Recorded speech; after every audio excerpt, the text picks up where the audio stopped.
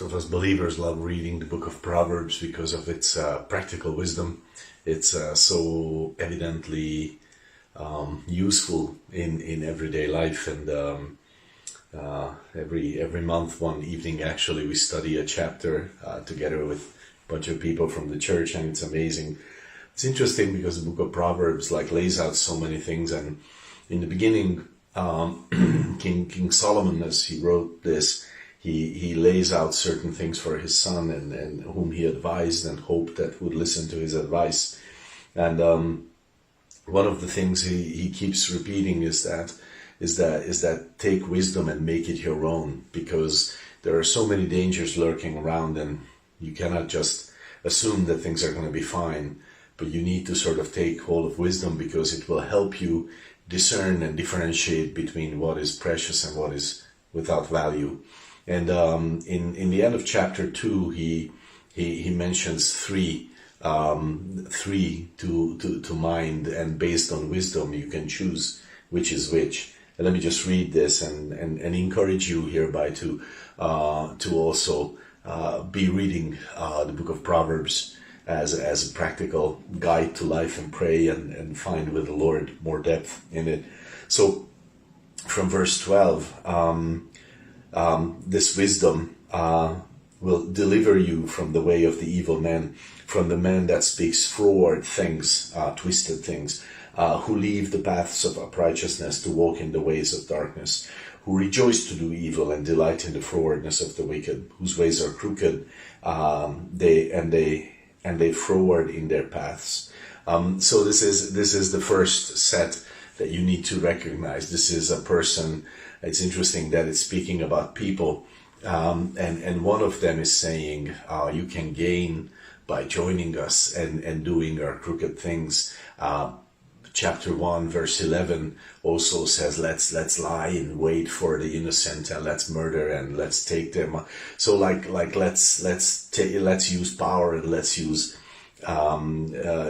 conniving to rob others and take what is theirs. So that's one thing you need to recognize. And Solomon was saying to his son, avoid those people. They promise something, but they cannot deliver. The second one is to deliver you. So this wisdom will deliver you from the strange woman, from verse 16, even from the stranger which flatters with her words, which forsakes the guide of her youth and forgets the covenant of her God. For her house inclines unto death, and her paths unto the dead. None that go unto her return again, neither take they hold of the paths of life. And more on that in chapter 6. You can read more on that if you're interested. I think from verse 24. So this is as a young person, how can you find wisdom? How can you find life? And how can you be sure that you are going to walk in the way of truth?